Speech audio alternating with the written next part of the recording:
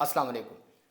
रमज़ान शुरू होते ही एक बहुत बड़ा प्रॉब्लम ये होता है कि लोगों के ज़हन में ये सवाल होता है कि कौन से लोग रोज़ा रख सकते हैं और बावजह बीमारी ख़ास तौर पे जो शुगर से मुतल्लिक़ा बीमारियां होती हैं उनमें से कौन से लोग रोज़ा नहीं रख सकते। इस वीडियो में हम वो बीमारियां देखेंगे जिनके अंदर रोज़ा नहीं रखना चाहिए, और दूसरे नंबर पे हम शुगर वाले मरीज़ों की बात करेंगे कि वो अपनी ग़िज़ा के अंदर और अपनी दवाओं के अंदर कौन सी तब्दीली कर सकते हैं। अगर आप या आपके हल्का या अहबाब में कोई भी शुगर से मुतासिर है तो ये वीडियो उससे ज़रूर शेयर कीजिए, और सेहत से मुतल्लिक मालूमाती वीडियोज़ के लिए इस चैनल को सब्सक्राइब कीजिए। इस लिस्ट के अंदर जो लोग रोज़ा नहीं रख सकते या जिन लोगों को रोज़ा नहीं रखना चाहिए उसमें इलनेस है।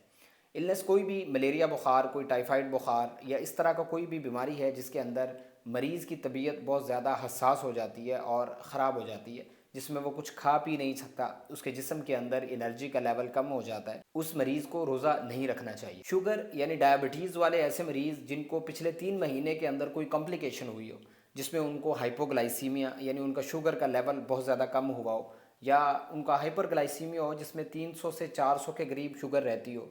इसके अलावा डीके एक बीमारी होती है जो बहुत ज़्यादा शुगर जिसमें बढ़ जाती है, पानी की कमी हो जाती है, इस तरह का कोई वाक़या हुआ हो, कोई स्ट्रोक हुआ हो, इसके अलावा वो किसी भी बीमारी के लिए हॉस्पिटल में दाखिल हुए हों, ये 3 महीने के अंदर इवेंट होना चाहिए, इन लोगों को भी रोज़ा नहीं रखना चाहिए। इसके अलावा वो लोग जिनका शुगर बहुत अच्छा कंट्रोल में रहता है, अगर वो भी रोज़ा रखते हैं तो उनके हाइपोग्लाइसीमिया के अंदर यानी उनके शुगर के कम होने के चांसेस ज़्यादा हैं। डॉक्टर उनको भी मना करते हैं कि उनको रोज़ा नहीं रखना चाहिए। ख़ास तौर पे ये ऐसे मरीज़ जो इंसुलिन लगाते हैं, यानी अपने शुगर को कंट्रोल करने के लिए इंसुलिन का सहारा लेते हैं, और उनकी कंट्रोल जो शुगर का है वो बहुत अच्छा जा रहा है, इन लोगों को अवॉइड करना चाहिए। इसके अलावा जेस्टेशनल डायबिटीज़ यानी प्रेगनेंसी भी है, हमल भी है, और साथ शुगर का मसला भी है, उन मरीज़ों को, उन औरतों को रोज़ा नहीं रखना चाहिए। इसके अलावा शुगर की कोई भी पेचीदगी है जिसके अंदर गुर्दों का ख़राब हो जाना, CKD क्लास 3 इससे ऊपर कोई भी बीमारी, जिगर का ख़राब हो जाना, आँखों का बहुत ज़्यादा मुतासर हो जाना, जिस्म के अंदर डिहाइड्रेशन का रहना, ये सारी वो चीज़ें हैं, कॉम्प्लिकेशंस हैं जिनके अंदर मरीज़ को रोज़ा नहीं रखना चाहिए। और इवन इस्लाम भी किसी न किसी हद तक इन मरीज़ों को इजाज़त देता है कि मुआलिज अगर इजाज़त नहीं दे रहा रोज़ा रखने की तो रुख्सत है, उसमें ये किया जा सकता है कि आपको उसके मुतबादिल कुछ रकम होती है, कुछ जिन्स होती है, वो अदा करनी होती है। अदरवाइज़ आप उस इंसान को, उस आदमी को रोज़ा, इफ्तार या सहरी करा सकते हैं जिसके अंदर रोज़ा रखने की इस्तात ना हो, यानी वो माली तौर पे इतना कमज़ोर हो कि वो रोज़ा रखना अफोर्ड ना कर सकता हो, तो आप उसको रोज़ा रखवा सकते हैं और रोज़ा उसका खुलवा सकते हैं। लेकिन शर्त यह है कि आप बीमार हों, आप उन कैटेगरीज़ के अंदर फॉल कर रहे हो जिनके अंदर डॉक्टर ने आपको रोज़ा रखने से मना किया है। इसके अलावा भी वेरी करती हैं, कैंसर के मरीज़ होते हैं, डायलिसिस के ऊपर मरीज़ होते हैं, जिनके गुर्दे या जिगर फेल हुए होते हैं, तो ये बड़ी बड़ी बीमारियां, इनके अंदर तो रोज़ा नहीं रखना चाहिए। लेकिन ये छोटी बीमारियां जिनके अंदर बहुत सारे लोग मुतासिर हैं और बहुत सारी एक आवाम उसके अंदर फॉल करती है, यानी उस कैटेगरी के अंदर आती है, उन लोगों के अंदर ये हमेशा कन्फ्यूजन रहती है। फिर रोज़ा रखते हैं, प्रॉपर पता नहीं होता कि ग़िज़ा किस तरह की इस्तेमाल करनी है, दवाओं के अंदर कौन सी तब्दीली करनी है, इंसुलिन के यूनिट कितने बढ़ाने हैं, कितने कम करने हैं, तो फिर रमज़ान के दौरान कॉम्प्लिकेशंस आती हैं, मसाइल आते हैं, जिसकी वजह से रोज़े भी अच्छी तरह से नहीं रखे जाते और सेहत भी ख़राब होती है। दूसरा सवाल ये था कि शुगर वाले मरीज़ों को अपनी ग़िज़ा के अंदर और अपनी दवाओं के अंदर और इंसुलिन के अंदर कौन सी तब्दीलियाँ करनी चाहिए ताकि वो रोज़े भी रख पाएँ और उनकी सेहत भी बेहतरीन रहे।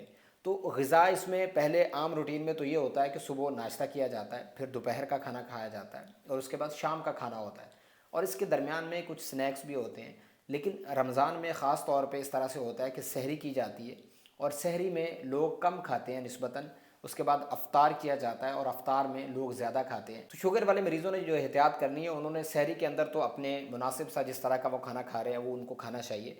इसके अलावा उनको सहरी के अंदर ख़ास तौर पे मीठा इस्तेमाल नहीं करना चाहिए, क्योंकि एक दफ़ा अगर जिस्म के अंदर मीठा जाता है तो उसके बाद इंसुलिन का लेवल बढ़ता है, तो इंसुलिन का लेवल जब बढ़ता है तो वो शुगर को बहुत कम कर देता है। तो शुगर वाले मरीज़ों में शुगर के कम होने का चांस बहुत ज़्यादा होता है, और यही चीज़ सबसे ज़्यादा ख़तरनाक है।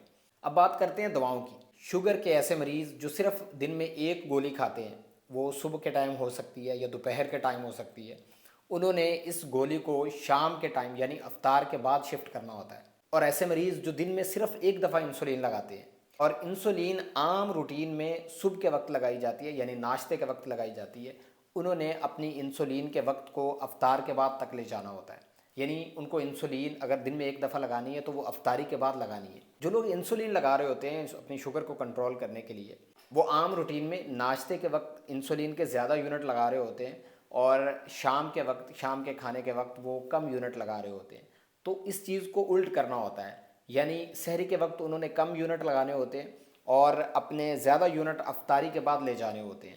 تو یہ انسولین کی ایک سویپ ہو جاتا ہے، شفٹنگ ہو جاتی ہے، کم یونٹ مارننگ میں چلے جاتے ہیں اور زیادہ یونٹ افطار کے وقت چلے جاتے ہیں۔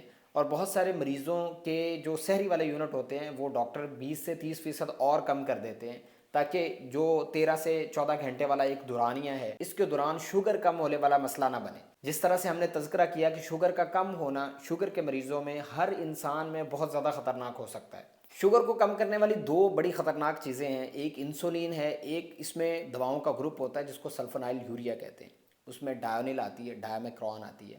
یہ دونوں ایسی چیزیں ہیں جو ہائپوگلائسیمیا کرواتی ہیں۔ ان دواؤں کو تبدیل کروانا یا ان کے بارے میں مشورہ کرنا اپنے معالج سے بہت ضروری ہے۔ اس میں ہم کوشش یہ کرتے ہیں کہ جو ڈایونل ہوتی ہے وہ لانگ ایکٹنگ ہوتی ہے، تو وہ آہستہ آہستہ اثر کرتی ہے، اس کی وجہ سے شوگر کم ہو جاتا ہے، تو وہ ڈایونل کو شفٹ کر دیا جاتا ہے ڈایمیکرون سے، وہ بھی سادہ والی۔ تو یہ ایک چینجز ہوتی ہیں۔ بہت سارے لوگوں کو اپنی دواؤں کے بارے میں بہت سا علم ہوتا ہے، پڑھی لکھی عوام ہے، وہ اپنی انسولین کے یونٹس کے بارے میں، جو مکسڈ یونٹ ہیں، باقی یونٹ ہیں، اور دواؤں کے بارے میں بہت اچھی طرح سے جانتے ہیں۔ اور 70 to 80% جو عوام ہوتی ہے وہ میٹ فارمن پہ ہوتی ہے۔ جو لوگ میٹ فارمن ایک دفعہ لے رہے ہوتے ہیں، انہوں نے افطاری کے بعد لینی ہوتی ہے۔ جو 2 ٹائم لے رہے ہوتے ہیں وہ 2 ٹائم ہی لے سکتے ہیں، لیکن جو 3 ٹائم لے رہے ہوتے ہیں، یعنی صبح، دوپہر اور شام کے وقت، انہوں نے اپنی دوپہر والی ڈوز کو شام کی ڈوز کے ساتھ ملا کے لینا ہوتا ہے۔ تو میٹ فارمن ایسی دوائی ہے کہ جو بہت زیادہ ہائپوگلائسیمیا یا شوگر کو کم نہیں کرتی۔ تو یہ ایک موٹی سی معلومات تھی شوگر کے مریضوں کے لیے کہ وہ اپنی دواؤں کو کس طرح سے تبدیل کر سکتے ہیں۔ اگر آپ کے ذہن میں کوئی سوال آتا ہے تو کومنٹس کے اندر ضرور لکھیے، کوشش کروں گا کہ آپ کو رسپانس کیا جائے۔ ادروائز اگر آپ مریض ہیں تو رمضان سے پہلے اپنی شوگر کے لیول کو ایڈجسٹ کرانا، دواؤں کے بارے میں مشورہ کرنا، اپنی کمپلیکیشنز کے بارے میں ڈاکٹر کو بتانا، یہ آپ کے لیے بے حد ضروری ہے۔ اس کام کو رمضان سے پہلے کر لینا چاہیے۔ اگر نہیں کیا، اب آپ کو کوئی مسائل آ رہے ہیں، آپ روزہ رکھنا چاہتے ہیں یا کوئی بھی معلومات لینا چاہتے ہیں، تو اپنے اینڈوکرائنولوجسٹ سے یا جی پی سے ضرور مشورہ کیجیے۔ امید ہے کہ یہ میسیج اور ویڈیو آپ کو اچھی لگی ہوگی۔ اپنوں کا، اپنی صحت کا بہت سا خیال رکھیں۔ اس ماہ رمضان میں، برکتوں والے مہینے میں مجھے دعاؤں میں یاد رکھیے۔ اللہ حافظ۔